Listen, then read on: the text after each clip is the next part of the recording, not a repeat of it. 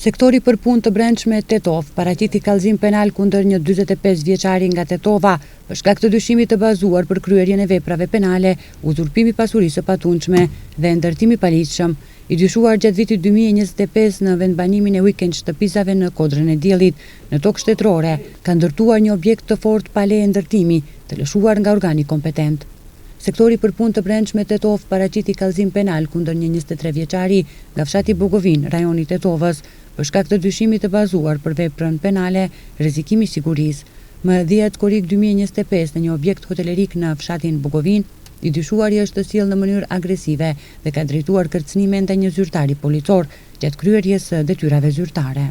Dje në orën 15:35 në stacionin policor të Arc, një punësuar në një firmë private ka raportuar se gjatë kryerjes së gërmimeve me makinë punë ekskavator në një pronë të pronësisë A1 nga fshati të Arc, i cili ndodhej përkohësisht me punë në Danimark, është gjetur një mjet shpërthyes granat, e cila ishte e ndryshkur. Është njoftuar drejtoria për mbrojtje dhe shpëtim, nga ana e së cilës do të bëhet tërheqja e mjetit shpërthyes. Sektori për punë të brendshme Tetov paraqiti kallëzim penal dhe kundër një 26 vjeçari nga fshati Azhinc, komuna e Egunocit, për shkak të dyshimit të bazuar për veprën penale, pengimi personit zyrtar për kryerjen e detyrës zyrtare. Më 12 dhjetor 2025, në rrugën rajonale Tetov i Azhinc, i dyshuari është të sjellë në mënyrë agresive dhe ka penguar zyrtarët policor gjatë shqiptimit të një gjobe për kundërvajtje në komunikacion.